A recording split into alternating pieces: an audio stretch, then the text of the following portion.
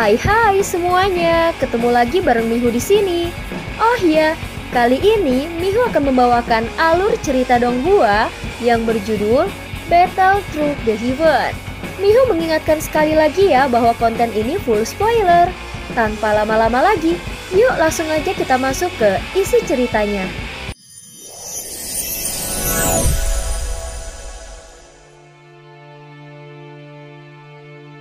Melanjutkan dari kisah sebelumnya. Sebelumnya Xiaoyan melihat Ratu sedang berbicara dengan pangeran kedua Taisu. Kekuatan yang ditunggu Sensi hanyalah untuk membalikkan keadaan. Yang mulia Ratu, rahasia dunia Sensi bukan lagi rahasia bagi kami di Taisu. Memang ini tidak sulit untuk dipahami. Tetapi aku ingin memberitahu yang mulia Ratu bahwa Taisu juga memiliki titik kelemahan dalam pertahanannya. Ucap Xuan King berbicara panjang lebar. Sementara Ratu terus memandangnya dengan tatapan dingin dan penuh dengan aura membunuh. Seolah-olah dia siap membunuhnya kapan saja. Oh, begitu. Jadi kau ingin memberitahuku tentang kelemahan Taisu? Apakah kau berencana memberontak melawan Taisu? Tanya Ratu dengan nada mengejek. Yang mulia Ratu, jangan terlalu memikirkannya. Aku tidak tertarik dengan kecantikanmu. Seperti yang kukatakan sejak awal, aku hanya ingin melihat seberapa cerdasnya yang mulia Ratu. Adapun kelemahan Taisu, bahkan jika aku memberitahumu itu tidak akan mengubah hasil akhirnya. Jawab Xuan King sambil tertawa ringan. Pada saat ini, Ratu segera melepaskan cengkramannya. Namun masih berdiri sangat kuat dekat dengan Xuan King yang menunjukkan bahwa dia bisa membunuhnya kapan saja. Xuan King mengusap lehernya, dia merasa bekas cengkraman tangan Ratu masih terasa. Meskipun dia tidak menunjukkan rasa sakit. Kau sudah tahu hasil akhirnya bukan? Ratu bertanya lagi dengan nada suara yang dingin. Pasti ada banyak pertanyaan di dalam benak yang mulia Ratu. Tapi izinkan aku menjelaskan kepada Ratu selangkah demi selangkah. Mengapa kita tidak berbincang di tempat lain? Jangan khawatir, kami tidak akan menyerang alam dewa kuno. Jika kami memang berencana menyerang, kami sudah melakukannya sejak awal. Jawab Xuan King sambil membungkukkan tubuhnya dengan penuh hormat. Semakin Xuan King bertingkah seperti ini, semakin Ratu menjadi muak melihatnya. Dia merasa Xuan King penuh dengan kepura-puraan. Baiklah, aku akan ikut denganmu, ucap Ratu dengan tegas. Yang mulia Ratu memang wanita yang cerdas. Aku juga sedang bosan di dunia Sensi. Jadi mencari seseorang untuk diajak bicara adalah hal yang kuinginkan. Jika nanti selama perjalanan ini kau jatuh cinta kepada aku, itu akan lebih baik lagi. Kebetulan aku belum menikah, ucap Xuan King berkata dengan penuh percaya diri. Seolah-olah dia yakin akan ketampanannya dan kecerdasannya, merasa bahwa tidak ada yang bisa menolaknya bahkan jika itu Ratu. Di bawah pengawasan banyak mata sosok-sosok dari alam dewa kuno, Ratu akhirnya mengikuti Xuan King ke dalam kapal induk Taisu. Saat ini suasana berubah menjadi hening. Ketika beberapa kakak laki-laki yang dipimpin oleh Keyun mencoba menghadang mereka, Ratu segera menoleh dan berkata, "Kalian tetaplah di sini. Aku akan segera kembali." Mata indah Ratu menatap Keyun dan meskipun Keyun ingin mengatakan sesuatu, namun setelah berpikir panjang dia hanya bisa membungkuk dengan hormat.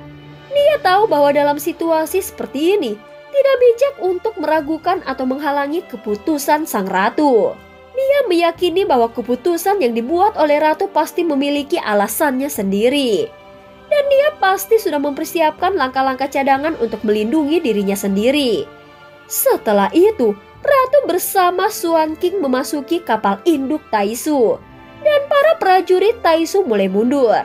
Namun ketika para prajurit Taisu yang tersisa melihat Keyun dan yang lainnya, mereka tampak arogan kemudian memandang rendah mereka. Beberapa dari mereka bahkan secara terang-terangan menantang mereka dengan tatapan membunuh. Sementara Keyun hanya bisa mengerutkan keningnya sambil memancarkan auranya untuk bersiap menghadapi mereka. Dasar semut, lain kali jika ada kesempatan aku pasti akan membunuh kalian semua. Teriakan rancang dengan marah dan terus menatap mereka. Meskipun ketegangan meningkat, namun pertarungan tidak terjadi. Dan pada akhirnya di tengah provokasi Taisu, mereka membawa ratu meninggalkan alam dewa kuno. Adegan yang dilihat Xiaoyan hanya sampai di situ. Gambaran yang ditinggalkan ratu menunjukkan bagaimana dia pergi dan kemana dia pergi. Seolah-olah dia ingin memberitahu Xiaoyan bahwa dia tidak berada dalam bahaya. "Ayah, apa yang terjadi padamu?" tanya Xiao Yueli yang sudah berada di samping Xiaoyan sejak tadi sambil memegang lengannya. Xiaoyan yang sebelumnya menutup matanya tanpa alasan, sekarang akhirnya membukanya kembali. Ratu meninggalkan beberapa ingatan.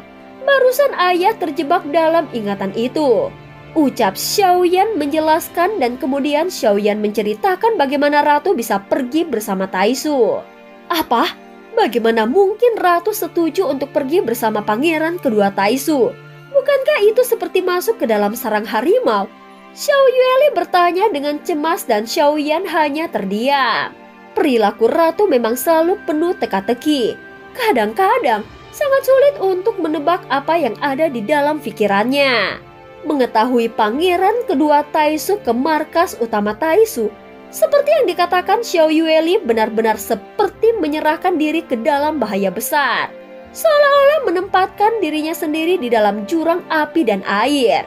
Meskipun Xuan King mungkin tidak berniat mempersulitnya, namun apa sebenarnya tujuannya mengundang ratu berbincang? Ratu telah pergi ke Taisu, tetapi kemana perginya orang-orang di alam dewa kuno? Mengapa tempat ini kosong? Ucap Xiao Yueli berkata dengan bingung. Tidak ada tanda-tanda pertempuran. Berarti setelah ratu pergi, Taisu tidak pernah datang lagi. Alam dewa kuno memiliki banyak begitu orang kuat. Selain orang ahli, banyak orang kekuatannya biasa saja. Mereka tidak mungkin mampu melawan ribuan prajurit Taisu. Lantas kemana mereka semua pergi? Xiaoyan mengusap dagunya, dia juga merenungkan pertanyaan itu. Kata-kata yang diucapkan di alam dewa utama itu terus berputar di pikirannya. Ratu pasti memiliki tujuan ketika dia pergi ke Taisu.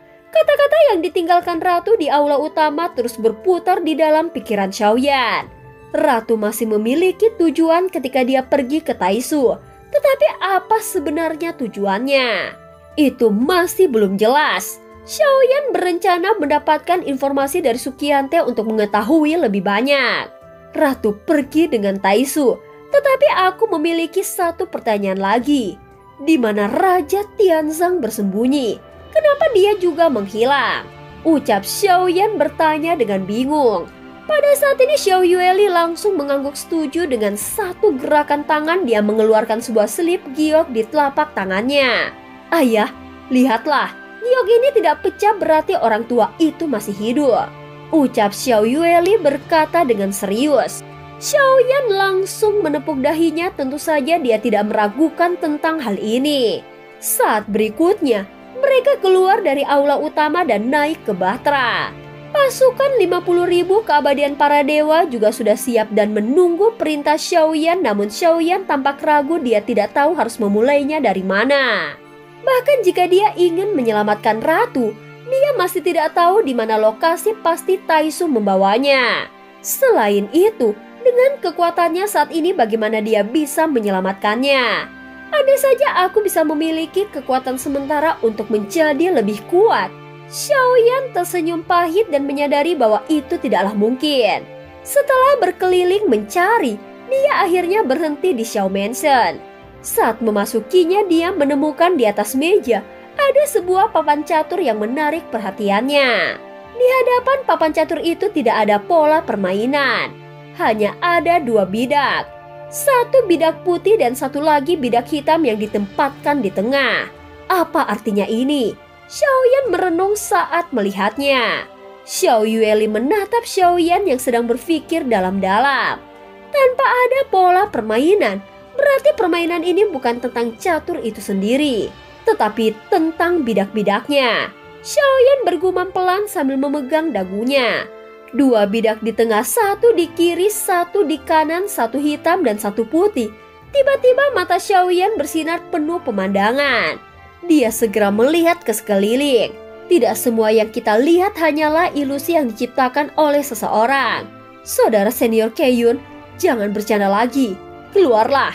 Xiaoyan langsung berteriak dan suaranya menggema di seluruh ruangan.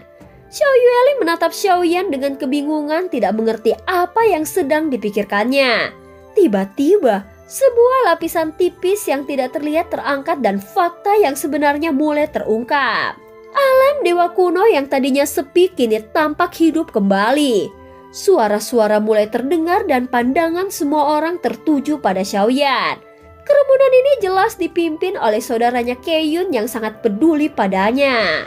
Dan cerita pun berakhir. Terima kasih udah dengerin Mihu dari awal sampai akhir ya. Jangan lupa untuk like dan subscribe. Sampai jumpa.